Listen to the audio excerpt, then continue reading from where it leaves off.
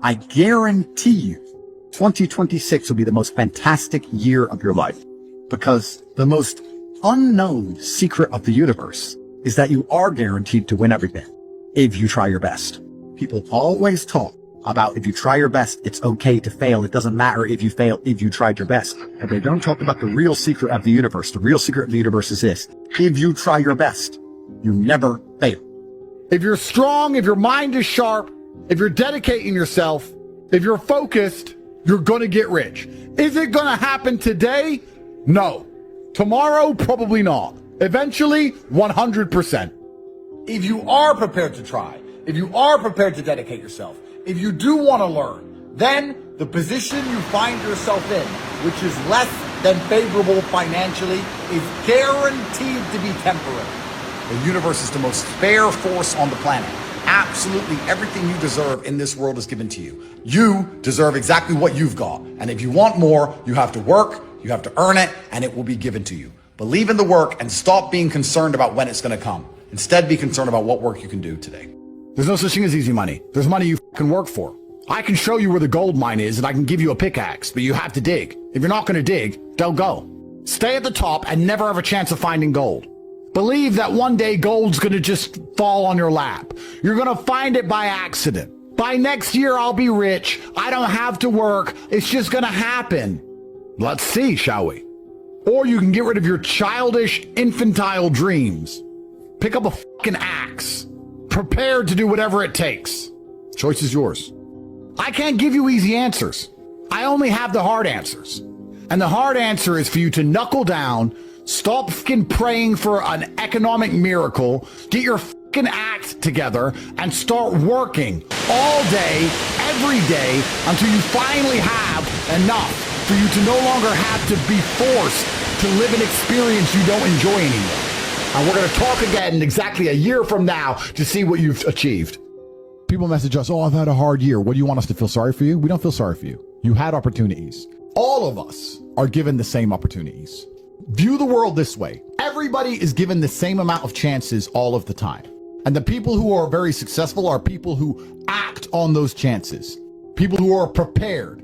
You have had the same number of chances as all of the people more successful than you, and you simply didn't act on them. I refuse to believe you haven't had opportunities. You've had opportunities.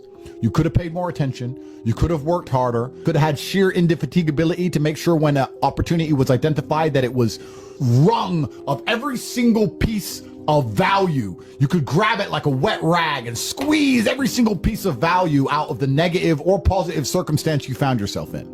I don't believe anybody who's struggling didn't have chances. I believe they didn't act. And the reason this is such an important mindset is because it puts all of the burden on you. It is down to you to act. It is not down to you to wait and hope for an opportunity to come that is so easy that you're going to walk down the street and find a winning lottery ticket. No. When someone gives you a chance, when someone shows an opportunity, when you have an idea, that is your time to finally act and do something. If you refuse to act, you will never escape. So anyone who's saying they struggled this year, I believe that you had the opportunities, you didn't act how you should. And when the burden of proof is on you, you must now then sit and say, well, what lesson can I learn? A percentage of you are going to live the best life you've ever lived. Percentage of you are going to escape and find financial freedom, and along with it, the freedom to speak your mind because you're no longer controlled by the matrix. But a percentage of you are going to stay stuck exactly where you are. Not because you have less chances than the people who escape, because you refuse to act on the chances which are given to you. You are sitting here right now watching a stream. We're going to give you advice, and you can either act on that advice and change your life, or you could refuse to act and then sit and message us again on the next new year and say, it was a hard year, I'm struggling. Of course you're struggling because you're refusing to work and you're refusing to act. If you were to tell me your best story from this last year, not only would I not be entertained, I would likely be offended. Did you go to a club? Did you go party? Did you go on holiday? Whoa, crazy. You've wasted another year, and God knows it. If I just sit and wait long enough, God will give me what I want. No, he won't, because you're on the naughty list. And if you're truly hoping for an exceptional life, that means both sides of the spectrum. Do not be the kind of person who says, I want an exceptional life. I want to drive on Bugattis. I want to have a Lamborghini. I want to have a bunch of beautiful women. I want to have a bunch of kids. I want to have a mansion. I want to fly on private jets. I want an exceptional life. but then be afraid of the negatives that come with exceptionality, because there's no light without dark. You have to be prepared for both sides of the coin, and the only way to avoid both sides of the coin is to stay in the middle and wait for your certain destruction. So if you want an exceptional life that comes with good and bad, and the people who are hyper competitive, hyper effective, those are people who are good at doing both. God is the best of planners, and every single time he puts you through something difficult, if your mind is prepared, if you are ready to learn lessons and adapt, you're going to become a more formidable competitor, and that's extremely important. You have to love the war. You're only going to be good at fighting if you enjoy the battle. You have to be the kind of person who smiles every time he gets shot. I want an exceptional life, exceptionally good, exceptionally bad. I refuse to be invisible. And you must feel that pain deep inside of your heart to understand that nobody cares about you. And they shouldn't. That's not their fault. That is your fault. I assure you, in your late 30s, your 40s, your 50s, when you still don't matter, when nobody cares about you, you will be mad that you didn't use all of your masculine essence, all of your youthful power trying to escape. You can walk into the diamond mine and scoop up the diamonds because most people are too lazy to walk in. If you are watching this, if you are prepared to dedicate yourself, if you're prepared to pay attention, if you're prepared to try, you are going to win because most people never do. And once you get to the top, you're going to understand it was doable. And the people crying and lamenting that their life sucks at the bottom, to a degree, deserve it because they didn't try when everyone who's up here did try. This is why people at the bottom were like, oh, the rich don't help the poor. The rich try and help the poor, but you can't help people who won't help themselves. I make all of this clear to people, and I say that money is a competency test. You simply need to want it. If you want it, you're going to get it. If you want to get rich, I absolutely guarantee you will get rich. You have the entire world at your fingertips, and you're still not motivated, and you still don't care enough, and you're still not prepared to try something new. If I meet somebody who's like, oh, I was at a festival last week, I will instantly end the conversation. I just feel disgusted. People pay money to go there, and they're going to sit there screaming for somebody who doesn't even know they exist, and you're going to go there and take drugs and jump up and down and listen to the song you can listen to on YouTube for free.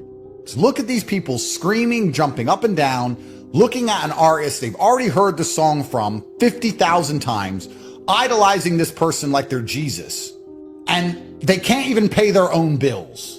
You're allowing yourself to be distracted with bread and circus garbage as your actual life and the things that matter crumble around you. And the only thing stopping you from dedicating yourself, from being a multi-millionaire, from being monumentally successful is the fact that you say you lack motivation. You are being betrayed by your own brain. I strongly recommend that you fix it. Stop praying to be saved. No one is going to rescue you. Absolutely everything as a man is your responsibility.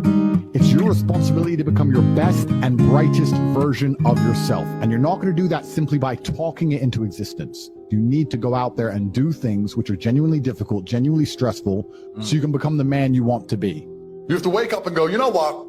I'm responsible for my health, and I'm responsible for my finances, and I'm responsible for my family, and I'm responsible for my work ethic, and I'm responsible for my motivation, and I'm going to win. That's all you have to do to be monumentally wealthy. Yeah. And the reason it is so easy is because most people can't do that. Life as a man is so brutally simple. You wake up and you blame yourself for everything. You look in the mirror and you say, all of this shit is my fault. So how do I get it fixed? You need to look at yourself in the mirror and say, why are you only giving 50%? What's wrong with you? Can you get stronger in handling life situations? Of course. But you got to go to work on yourself. You can't blame out there wishing it was easier. Wish you were stronger. Nobody gives a shit about you. You have to give a shit about yourself. It is down to you and you alone, because nobody else is waking up each day thinking of how they can get you to have more money and you to have a nicer life. They're too busy worried about themselves. You say to a broke person, do you want to be rich? Oh, I'd love to be rich. Okay, there's your wish. What's your plan? One day when my ship comes in, or I'll win the lottery, then they just start talking about luck. So everybody wishes, but nobody has a plan. And then their plan is luck. You know why people love luck? Because they ain't gonna work. So I ask you, do you want to be rich? You say, yes, I do. I say, what is your plan to become rich? You say, I don't know. Then the chance is now 0. If you truly want to become rich, like you said you did, then you would have a plan to make it happen. You must be in a mind state where you understand that things must be planned for and prepared for. A dream and a plan are different things. When's the last time something fantastic has ever happened on accident?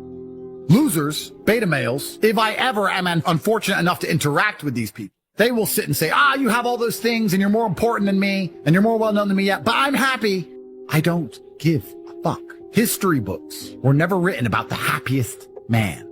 They wrote about the strongest man. They wrote about the bravest men. Never did they write an entry. Robert Smile-a-Lot. He was known for being happy. He achieved nothing, but he was happy. These are not our historical figures. They are not our lore. Nobody gives a fuck about the happy people. Nobody cares how happy you are. It is not a virtue. So the single biggest mistake you can make to keep you weak is to be concerned about being happy. So I don't wake up and think, how do I feel happy? I wake up and say, how can I be proud of myself? How can I do things that make other people respect me and are proud of me? How do I live a life so my children look at me and go, Dad's a superhero? How do I make my mother call me and say, I couldn't possibly be more proud of you? Tell me something in the last 48 hours you've done that's worthy of pride. You shouldn't wake up and say, how happy am I today? How does that affect how I act? The most successful people on earth don't only do things because they feel happy about doing them. In my experience of life, there's only one way to deal with anything. Doesn't matter if you're heartbroken. Doesn't matter if you're sad. Doesn't matter if your bank balance is low. Doesn't matter what it is. The answer to everything is always the same. Hard work. So when I see people who don't have what they want, I consider them losers. Because if you actually wanted it and you actually tried, you'd have it. If you're sitting there saying, but I tried my best and I still didn't get it, you're lying. You didn't try your best. The universe gives it to everybody who genuinely tries. Hey man, just unlucky. You are not unlucky. You are a lazy fucking loser. You are not unlucky. You're breathing. The unlucky ones are gone. I've never in my life seen anyone who's determined to get something not get it. People think it's difficult out here. I disagree. I've never seen someone wake up and say, nah, this is all I care about. This is all I want. Not get it. Everyone who thought that way in fighting was a world champion. Everyone who thought that way about money was rich. Bro, I've seen people with no credit score and no job determined to get an R8 manage to get one on finance somehow. I've seen it. If it's all you want, you're going to get it.